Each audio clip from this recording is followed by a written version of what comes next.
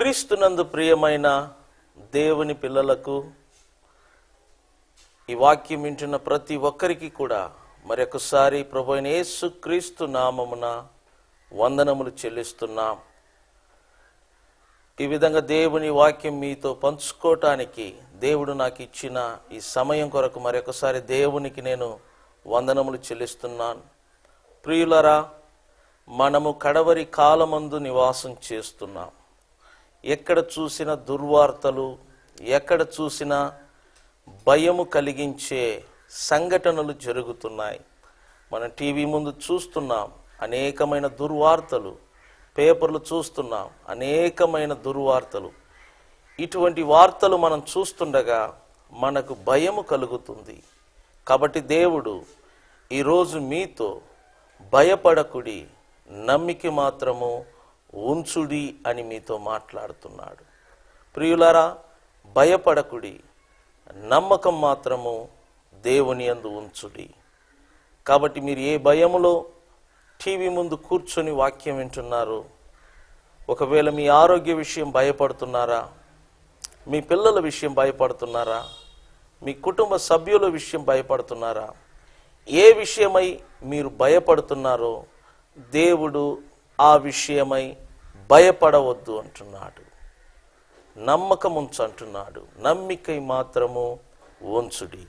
దేవుని వాక్యం వినే ముందు ప్రార్థన చేసుకుందాం. పరిశుద్ధునికి వందనాలు, స్తోత్రములు. ఈ దినము నీ బిడ్డలతో వాక్యం పంచుకోవటానికి మీరు నాకు ఇచ్చిన ఈ సమయం కొరకు వందనాలు, స్తోత్రములు తండ్రి. నీ ప్రియ కుమారుడని యేసు క్రీస్తు నామమున ప్రార్థనలు అడుగుతున్నాం. ఈ దినము వాక్యం వింటున్న వారి హృదయములలో ఎటువంటి భయం ఉన్నదో నాకు తెలియదు. ఎవరెవరు ఏ విషయమై భయము కలిగి జీవిస్తున్నారో నాకు తెలియదు. వారందరినీ యేసు నామమున విడుదల దయచేయమని వేడుకుంటున్నాం. భయము నుండి విడుదల దయచేయండి. నీ ఎడల, నీ వాక్యము ఎడల నమ్మిక కలిగి జీవించుటకు సహాయము చేయండి. పరిశుద్ధాత్మ దేవ, నిన్ను ఆహ్వానిస్తున్నాం. ఎందుకనగా మీరు యేసు నామమున తండ్రి యొద్ద నుండి మా యొద్దకు బయలుదేరి వచ్చిన దేవుడు గనుక మీరు మాలో ఉన్నారు. మీరు మాలో ఉండి ప్రజలతో మాట్లాడండి. మీరు మా బోధకుడు గనుక మాకు బోధించండి. ఈ చివరి కాలములలో, ఈ కడవరి కాలములలో మేము భయము లేకుండా ధైర్యముగా జీవించుటకు మీరు మాకు సహాయము చేయమని, యేసు నామాన్ని ప్రజలకు ప్రకటన చేయమని, యేసు నామాన్ని మీరు బయలుపరచండి, యేసు నామాన్ని మీరు మహిమపరచమని యేసు నామమున ప్రార్థన ద్వారా అడిగి వేడుకుంటున్నాము పరమ తండ్రి, ఆమేన్. ప్రియులారా, మంచిది.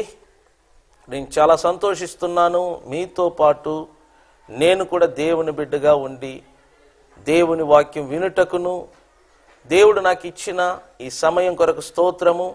నేను వాక్యం బోధించుటకు మాత్రము కాదు, నా నోట నుండి వచ్చే మాటలు మీతో పాటు వినేవాడుగా ఉండాలని నేను ఆశిస్తున్నాను. ఈరోజు మీకు దేవుడిచ్చిన వర్తమానము, భయపడకుడి, నమ్మిక మాత్రము ఉంచుడి.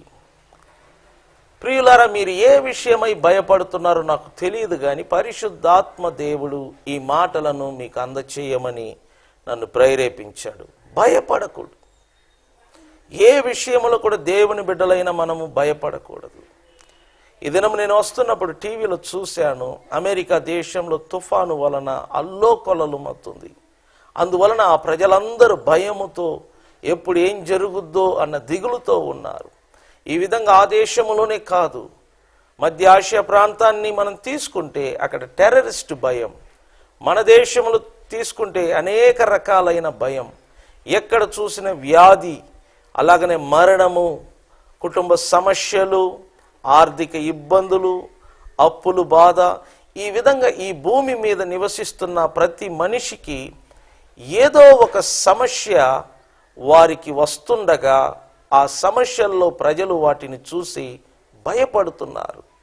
ఎవరైనా మమ్మలను రక్షిస్తే బాగుండునని ప్రతి ఒక్కరు కూడా భయముతోనూ, దిగులుతోనూ, చింతతోనూ జీవిస్తున్నారు ప్రియులరా. కానీ ఇలాంటి సమయాలలో ఎలాంటి రాజకీయ సంబంధమైన నాయకులు కానీ, లేకపోతే ఈ భూమిలో ఉన్న పెద్ద గొప్ప ధనికులు కానీ ఎవరు కూడా మనకు సహాయము చేయలేరు. దేవుడు మాత్రము సహాయము చేయగలడు. ఆ దేవుడు ఏమంటున్నాడంటే మనందరితో భయపడకుడి అంటున్నాడు. మీరు ఏ విషయమై భయము చెంది జీవిస్తున్నారో, మీరు ఏ విషయమై భయపడుతూ కుమిలిపోతున్నారు, మీరు ఏ విషయమై భయపడుతూ కన్నీరు కారుస్తున్నారో ఆ విషయమై మీరు భయపడవద్దు ప్రియులరా. మనకొక దేవుడున్నాడు, ఆయన మాట్లాడుతున్నాడు ఈరోజు మనందరితో. భయపడకుడి, నమ్మిక మాత్రము ఉంచుడి. బైబిల్లో ఒక వ్యక్తి ఉన్నాడు, అతని పేరు యాయీరు. అతని గురించి మార్కు సువార్తలో రాయబడి ఉన్నది. 5వ అధ్యాయం చదివితే మీరు అక్కడ చూడవచ్చు. మార్కు సువార్త 5వ అధ్యాయము 20 నుంచి మీరు చదవవచ్చు. యాయీరు అనే ఒక వ్యక్తి గురించి రాయబడి ఉన్నది. అతనికి ఒకే ఒక కుమార్తె. ఆ కుమార్తెకు జబ్బు చేయటం వలన ఆ బిడ్డ చనిపోయే లాస్ట్ స్టేజిలోకి వచ్చింది. అలాంటి సమయంలో ప్రభు అయిన యేసును గూర్చి యాయీరు విన్నాడు. అప్పుడు ప్రభు దగ్గరికి యాయీరు పరిగెత్తుకొని వచ్చి, ఆ సందర్భంలో ప్రభు చుట్టూ గొప్ప జనసమూహం ఉంది. కానీ యాయీరు అక్కడ ఉన్న జనసమూహములను పట్టించుకోకుండా తన కుమార్తెను ఎలాగైనా బ్రతికించుకోవాలని తాను పరిగెత్తుకొని వచ్చి ప్రభు అయిన యేసు పాదముల మీద పడి కన్నీరు కారుస్తూ ఏడుస్తూ ప్రభువుని బ్రతిమిలాడుకుంటున్నాడు. ప్రభువా, నా చిన్న కుమార్తె చావనై ఉన్నది. మీరు నా ఇంటికి వచ్చి మీ చేతులను నా కుమార్తె మీద ఉంచితే అది బాగుపడునని ఒక నమ్మకముతో యాయీరు పరిగెత్తుకొని వచ్చి ప్రభు కాళ్ళ మీద పడి బ్రతిమలాడుకుంటున్నాడు, తన ఇంటికి వచ్చి తన కుమార్తె మీద చేతులు ఉంచమని.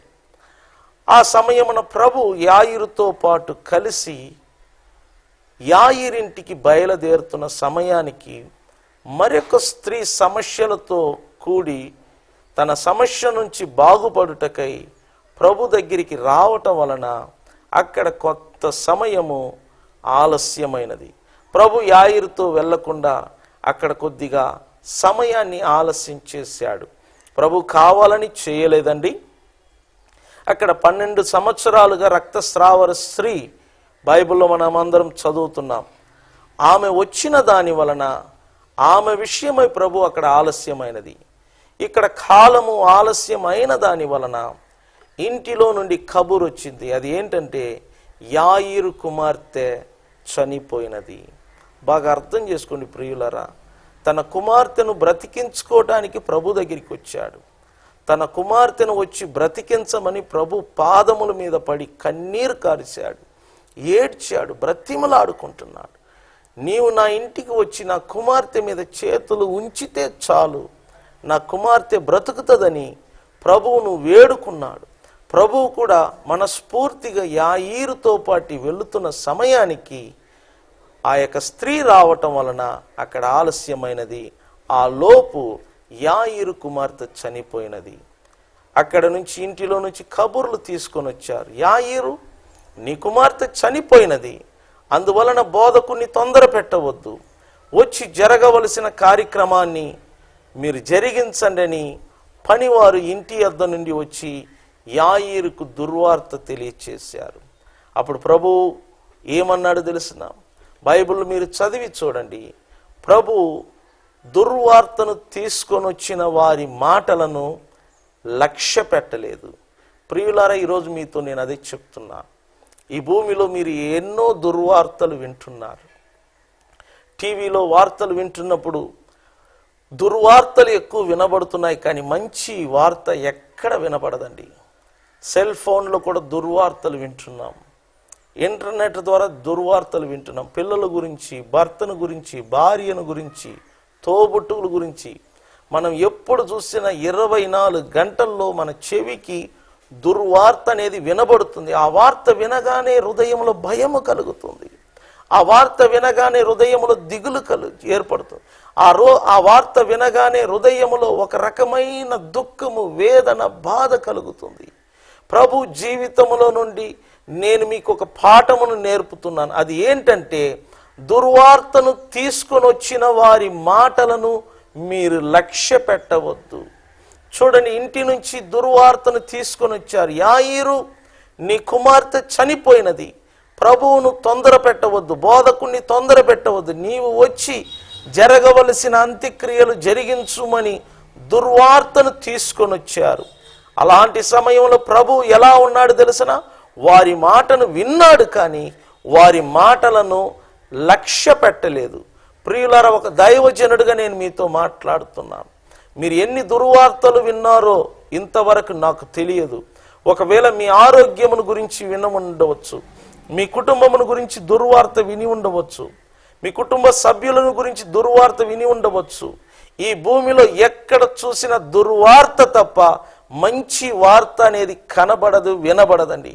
కాబట్టి నేను మీకు ఇచ్చే సలహా ఏంటంటే, మీ జీవితంలో ఏదైనా దుర్వార్త వినినట్లయితే వాటిని లక్ష్య పెట్టవద్దు, వాటిని పట్టించుకోవద్దు, వాటి మీద మనస్సు ఉంచవద్దు. ఎందుకంటే మనం ఆరాధిస్తున్న ప్రభు మనకు మాదిరికర్తగా ఈ లోకములో ఉంచిపోయాడు. అది ఏంటంటే, వారి మాటలను ప్రభువు లక్ష్యింపలేదు, లక్ష్య పెట్టలేదు.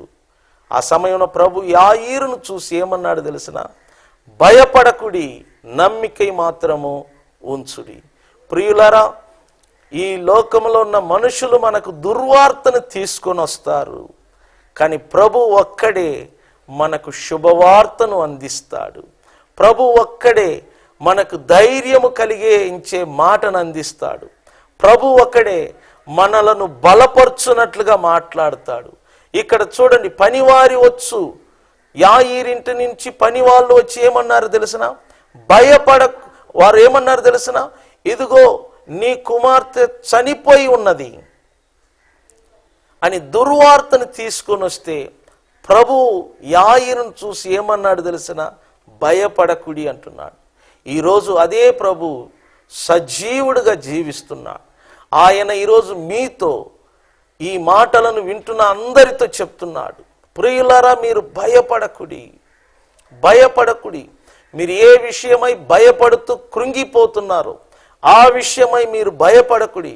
నేను సజీవుడను, ప్రకటన గ్రంథములో రాయబడినట్లుగా, ఇదిగో నేను మృతుడనైతిని, కానీ యుగ యుగములు నేను జీవించుచున్నాను. మరణాన్ని జయించి తిరిగి లేచిన యేసు ఈ నాటికి జీవిస్తున్నాడండి. ఆయన సమాధిలో లేడు. ప్రియులర, వాక్యం అంటుంది ఆయన సమాధిని జయించి తిరిగి లేచాడు. ఆయన నేటికి జీవిస్తున్నాడు, సజీవుడై ఉన్నాడు. ఆ ప్రభు పరిశుద్ధాత్మ ద్వారా మీ అందరితో మాట్లాడుతున్నాడు. భయపడకుడి, నమ్మికై మాత్రము ఉంచుడి. ప్రియులరా, ప్రభు యాయీరుతో ఇదే మంచి వార్తను చెప్పాడు, ఇదే శుభవార్తగా చెప్పాడు. భయపడవద్దు, నమ్మకం మాత్రం ఉంచుము. ఒక దైవజనుడిగా నేను మీతో చెప్పే శుభవార్త అదే. మీరు ఎట్టి పరిస్థితిలో ఉన్నారో నాకు తెలియదు, కానీ ఒక దైవజనుడిగా, దేవుని ప్రతినిధిగా మీతో నేను చెప్తున్నాను, భయపడకుడి, నమ్మికై మాత్రం ఉంచుడి. ఆ మాటను వినిన యాయీరు భయపడలేదు. తన పనివారు వచ్చి చెప్పిన దుర్వార్తను విని ఏడవలేదు. తన పనివారు వచ్చి చెప్పిన దుర్వార్తను విని కృంగిపోలేదు. తన పనివారు వచ్చి చెప్పిన దుర్వార్తను విని గుండెలను బాదుకొని ఏడవలేదు. ప్రభు సువార్తను విన్నాడు. అక్కడ భయపడకుడి, నమ్మికై మాత్రం ఉంచుడి అన్న మాటను విన్నాడు. ఆ మాటను విని ధైర్యం తెచ్చుకున్నాడు. తన నమ్మకాన్ని పోగొట్టుకోలేదు. ప్రభుతోనే ఉన్నాడు. ఓర్పు సహనముతో ఉండి ప్రభువును యాయీరు తన ఇంటికి తీసుకెళ్ళాడండి. మీకు తెలుసున అక్కడ ఏం జరిగిందో బైబిల్ అంటున్నది, ప్రభు యాయీరుతో పాటు తన శిష్యులతో కలిసి యాయీరింటికి వెళ్ళాడు. అక్కడికి వెళితే ప్రజలందరూ కూడా గొల్లునని ఏడుస్తున్నారని బైబిల్లో రాయబడి ఉన్నది. ఈ భూమిలో నీతో పాటు కలిసి ఏడ్చేవారు ఎక్కువ ఉంటారు, కానీ ప్రియులరా, నీకు సహాయము చేసేవారు, నిన్ను ఓదార్చేవారు, నిన్ను ధైర్యపరిచేవారు, నిన్ను బలపరచువారు, నిన్ను స్వస్థపరచువారు, నీకు సహాయముగా ముందుకుండి నడిపించేవారు ఎవరు ఉండరు. భూమిలో ఏడ్చేవారికి కొదువు లేదండి. ఎక్కడ చూసిన ఏడుపులు, ఎక్కడ చూసిన దుఃఖము, ఎక్కడ చూసిన బాధ మనకు వినబడుతూనే ఉంది. ఏడ్చేవారికి కొదువు లేదు. కానీ ప్రభు ఏడ్చేవారిని చూసి బయటికి వెళ్ళగొట్టమన్నాడు. ఎందుకు తెలుసునా? వారు దుఃఖముతో బాధతో కాదు, అవిశ్వాసముతో ఏడుస్తున్నాడు ప్రియులరా, అపనమ్మకముతో ఏడుస్తున్నారు ప్రియులరా, భయము భీతి కలిగిన వారై ఏడుస్తున్నారు. అలాంటి వారు ఉన్న చోట యేసు ప్రభు ఏ పని చేయలేడు గనుక అట్లాంటి అవిశ్వాసులను, అపనమ్మకస్తులను, పిరికి వాళ్ళను బయటికి వెళ్ళగొట్టి యాయిరు భార్యను తనతో ఉన్న శిష్యులను మాత్రము గదిలోనికి తీసుకెళ్ళాడు. ఎక్కడ చనిపోయిన పాపను పండబెట్టారో అక్కడికి తీసుకెళ్లారు. మీరు బైబిల్ చదివి చూడండి ప్రియులారా. యాయిరు ప్రభు దగ్గరికి వచ్చి ఏమని కోరాడు? మీరు నా ఇంటికి వచ్చి చావనై ఉన్న నా చిన్నదాని మీద చేతులు ఉంచితే అది బాగుపడును, బ్రతికి బాగుపడును అని చెప్పాడు. ఆయన కోరిక ప్రకారంగానే యేసు అక్కడికి వెళ్ళి తన చేతులను ఆ చిన్నదాని మీద ఉంచి, చిన్నదాన లెయ్యని ఆజ్ఞ ఇచ్చాడు. అప్పుడు చూడండి, చనిపోయిన పాప తిరిగి బ్రతికినది. ప్రియులారా, అర్థం చేసుకోండి. పోగొట్టుకున్న తన పాపను, పోగొట్టుకున్న తన చిన్న కుమార్తెను యాయిరు బ్రతికించుకున్నాడు. ఏ విధంగా తెలిసినా, యేసు దగ్గరికి వచ్చి కాళ్ళ మీద పడి బ్రతిములాడుకొని తన ఇంటికి వచ్చి తన కుమార్తె మీద చేతులు ఉంచమని కోరుకున్నాడు. ఈ విధంగా యేసు ద్వారా యాయిరు పోగొట్టుకున్న తన కుమార్తెను బ్రతికించుకున్నాడు. మీ జీవితంలో ఏం పోగొట్టుకున్నారో నాకు తెలియదు ప్రియులారా. ఒకవేళ మీరు ఆస్తిని పోగొట్టుకొని ఉండవచ్చు, ఒకవేళ మీరు ఆరోగ్యమును పోగొట్టుకొని ఉండవచ్చు, ఒకవేళ ధనమును మీరు పోగొట్టుకొని ఉండవచ్చు, ఒకవేళ నీ బిడ్డలను నువ్వు పోగొట్టుకొని ఉండవచ్చు, ఒకవేళ నీ కుమార్తెను పోగొట్టుకొని ఉండవచ్చు, ఒకవేళ నీ కుమారుణ్ణి పోగొట్టుకొని ఉండవచ్చు, ఒకవేళ నీ తోటలు, నీ పొలమును, ఆస్తి పాస్తులను మీరు పోగొట్టుకొని ఉండవచ్చు. మీరు వేటిని పోగొట్టుకున్నారో నాకు తెలియదు. కానీ బైబిల్లో యాయిరు పోగొట్టుకున్న తన కుమార్తెను బ్రతికించుకున్నాడు ప్రభు అయిన యేసుక్రీస్తు ద్వారా. నేను మీకు ఇచ్చే సలహా, మీరు దేనిని పోగొట్టుకున్నారో దానిని తిరిగి మీరు దక్కించుకోగలరు ఒక ప్రభు అయిన యేసుక్రీస్తు ద్వారా. రండి ఆయన యొద్దకు, ఆయన పాదముల మీద పడండి, ఆయన సన్నిధిలో కన్నీరు కార్చండి. మీరు దేనిని పోగొట్టుకున్నారో దానిని దక్కించుకోవటానికి యేసయ్యను ప్రార్థనల ద్వారా బ్రతిములాడుకోండి. ఆయనకు అసాధ్యమైనది ఏమీ లేదు ప్రియులరా. ఆయన మీకు సహాయము చేస్తాడు. ఆయన మీరు పోగొట్టుకున్న వాటన్నిటిని తిరిగి ఇస్తాడు. యోబు పోగొట్టుకున్న వాటన్నిటికంటే దేవుడు రెట్టింపు ఆశీర్వాదం ఇచ్చాడు. ఒక దైవజనుడిగా మిమ్మల్ని ఆశీర్వదిస్తున్నాను. మీరు వేటిని పోగొట్టుకున్నారో వాటన్నిటిని దేవుడు రెట్టింపుగా మీకు ఇవ్వబోతున్నాడు. ప్రభు దగ్గరికి రండి, ఆయన సన్నిధిలో మీరు బ్రతిములాడుకోండి, మీకు ఆయన సహాయము చేస్తాడు. అది మాత్రమే కాదు ప్రియులారా, ప్రభు చెప్పిన మాటను మీకు జ్ఞాపకం చేస్తున్నాను. భయపడకుడి, నమ్మికై మాత్రం ఉంచు. నిజంగానే తన కుమార్తె చనిపోయినది అన్న వార్త వినంగానే యాయిరు భయపడకుండా ధైర్యంగా ఉన్నాడు. కారణం ఏంటంటే ప్రభు అతనితో చెప్పిన మాటను విన్నాడు, విని ధైర్యం తెచ్చుకున్నాడు, నమ్మకము కలిగి ఉన్నాడు. ఈరోజు నేను మీతో అదే విధంగా చెప్తున్నాను. భయపడవద్దు, ఏ విషయానికి భయపడవద్దు. బైబిల్ అంటుంది, నీతిమంతులు సింహము వలె ధైర్యముగా ఉందురు. ప్రియులారా, మీరు క్రీస్తు రక్తములో కడగబడిన వారైతే మీరే నీతిమంతులండి. ప్రభు తన రక్తము చేత మనలను నీతిమంతులుగా తీర్చాడు. నీతిమంతులకు ఉండవలసిన మొదటి గుణలక్షణము ధైర్యము. ధైర్యము ఉన్న చోట భయం ఉండదండి. కాబట్టి మీరు నీతిమంతులై ఉన్నారని మీరు గుర్తించండి. భయపడకుండా ధైర్యముగా ఉండుడి. సింహం ఎప్పుడైనా భయపడినట్లుగా, సింహం ఎప్పుడైనా కన్నీరు కార్చినట్లుగా మనం చరిత్రలో చూడలేము. అదేవిధంగా క్రైస్తవులు క్రీస్తు రక్తము చేత కడగబడి సింహము లాంటి నీతిమంతులుగా తీర్చబడ్డారు. కాబట్టి దేవుని బిడ్డలందరూ నీతిమంతులని నేను శుభవార్తను తెలియచేస్తున్నాను. మీరు కన్నీరు కార్చటము, మీరు దుఃఖపడటము, మీరు ఏడవటము దేవుని చిత్తం కాదండి. దేవుని బిడ్డలు ఏడవకూడదు, దేవుని బిడ్డలు భయపడకూడదు, దేవుని బిడ్డలు కృంగిపోకూడదు, దేవుని బిడ్డలు సోలిపోకూడదు. మీరు కృంగిపోవటానికి ఏడవటానికి కాదు దేవుడు పిలిచింది, మీరు సింహములాగా గర్జించటానికి దేవుడు పిలిచాడండి. అందువలన భయపడవద్దు, మీ భయాన్ని తొలగించండి.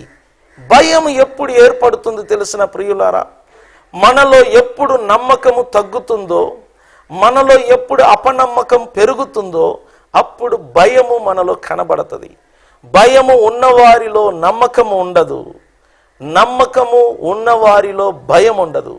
కాబట్టి గుర్తించుకోండి, మీకెప్పుడు దేవుని మీద నమ్మకము తగ్గుతుందో, ఆయన వాక్యముల మీద, ఆయన మాటల మీద, ఆయన వాగ్దానం మీద మీకెప్పుడు విశ్వాసము నమ్మకము తగ్గిపోతుందో మీలో భయము అనేది ఒక పనికిరాని మొక్కలాగా మొలుస్తూ వస్తుంది.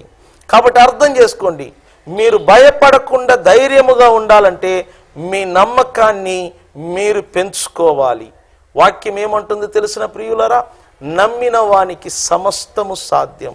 ఈ లోకములో నీకు సమస్తము సాధ్యము, ఎందుకంటే నువ్వు యేసును నమ్మావు, ఆయన వాక్యమును నమ్మావు. ఒకవేళ మీలో ఇంకను ఆ నమ్మకము లేకపోతే ఈరోజు దైవజనుడిగా చెప్తున్నాను, యేసునందు నమ్మకం ఉంచండి, ఆయన వాక్యం మీద పరిపూర్ణమైన నమ్మకం ఉంచండి. నమ్మిన వానికి సమస్తము సాధ్యమంట.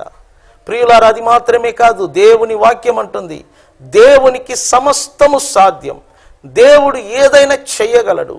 ఈ ప్రపంచంలో దేవుడు నేను చెయ్యలేను అన్న పని అనేది లేదని, ఏది అయినా చేయగలడు. ఆయన అనుకుంటే ఎలాంటి గొప్ప కార్యాలైనా చేయగలడు. ఆయన అనుకుంటే మిమ్మల్ని ఇప్పుడే స్వస్థపరచగలడు. ఆయన అనుకుంటే మీ కూరి గుడిసెలను డూప్లెక్స్ ఇల్లులాగా మార్చగలడు.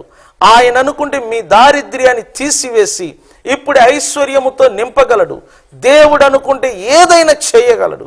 పెంట కుప్పలో ఉన్నవారిని సింహాసనములో కూర్చుండబెట్టాడు దేవుడు. బైబిల్లో మనం చూస్తున్నాం, సింహాసనములో ఉన్నవారిని పెంట కుప్పలో కూర్చుండబెట్టాడు. దేవుడు అనుకుంటే నిన్ను తలగా చేయగలడు, తలగా ఉన్న వారిని తోకగా చేయగలడు. కాబట్టి ప్రియులారా, ప్రభు చెప్పాడు దేవునికి సమస్తము సాధ్యము. అలాగనే మన ప్రభు ఇంకొక సందర్భంలో చెప్పాడు, నమ్మిన వానికి సమస్తము సాధ్యము. ఈ రెండు మాటని మీరు కలిపి చూడండి, దేవునికి సమస్తము సాధ్యము, నమ్మిన వానికి సమస్తము సాధ్యము అంటే దాని అర్థం ఏంటి?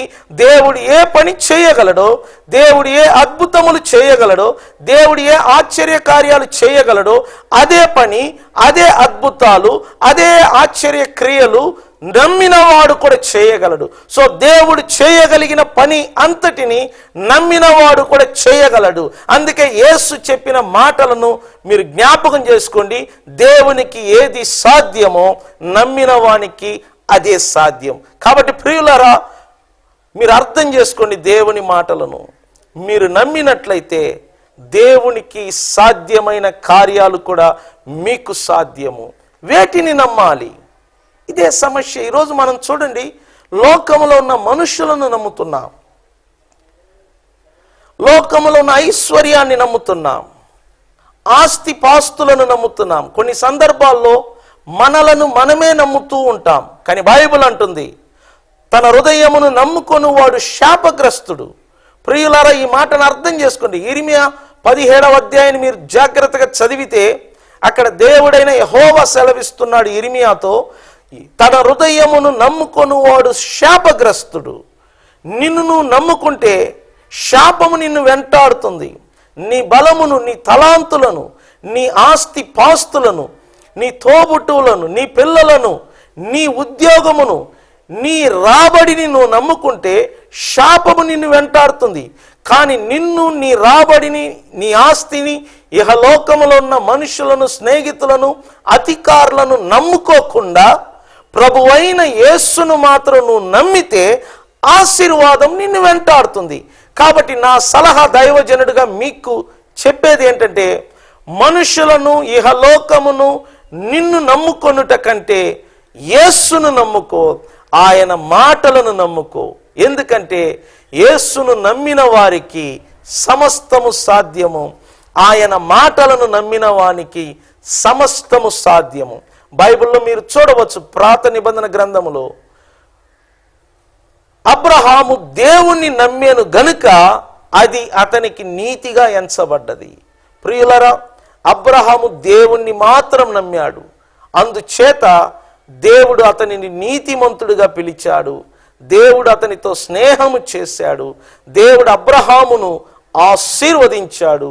అది మాత్రం కాదు, అతని వంశము వలన ఈ లోకములో ఉన్న సకల జనులను దేవుడు ఆశీర్వదిస్తాడని ప్రమాణము చేశాడు. ప్రియులారా, నేను దైవజనుడిగా మీతో మాట్లాడుతున్నాను ఈ దినము. దేనిని గూర్చి అంటే, దేవుని యందు నమ్మకం ఉంచుడి. మీరు ఎవరిని నమ్మారో నాకు తెలియదు ఇంతవరకు. అనేకులు మనుషులను నమ్మి మోసపోతున్నారు, స్నేహితులను నమ్మి మోసపోతున్నారు. ఈరోజు ఎవరిని నమ్మే ప్రసక్తే లేదు. ఎందుకంటే లోకము చెడిపోయి ఉన్నది. లోకము పాపము చేతను, శాపము చేతను, రోగము చేతను చెడిపోయి ఉన్నది. ఇలాంటి రోజులలో ఎవరు దేవుని మీద నమ్మకం ఉంచి బ్రతుకుతారో వారికి మాత్రమే రక్షణ, వారికి మాత్రమే నీతి, వారికి మాత్రమే ఆశీర్వాదం. మీరు ఎవరిని నమ్మి మోసపోయారో నాకు తెలియదు, కానీ మీరు ఇక నుండి ప్రభు అయిన యేసును నమ్మండి, ఆయన వాక్యమును నమ్మండి. ఆయన అదే చెప్పాడు, భయపడకుడి, నమ్మికై మాత్రం ఉంచుడి. భయపడకుడి, నమ్మకం మాత్రం ఉంచుడి. భయాన్ని తీసివేసి ప్రభునందు నమ్మకం ఉంచుండి. భయాన్ని తీసివేసి ఆయన వాక్యమును నమ్మి బ్రతుకు. ఆయన వాక్యము ద్వారా నీ నమ్మకాన్ని అభివృద్ధి పరుచుకో. ఆయన వాక్యము ద్వారా నీ నమ్మకాన్ని రోజు డెవలప్మెంట్ చేసుకో ప్రియులారా. ఎందుకంటే నమ్మిన వానికే దేవుళ్లాగా సమస్తము సాధ్యము. మరి నువ్వు నమ్ముతూ సమస్తమును సాధించగలవా?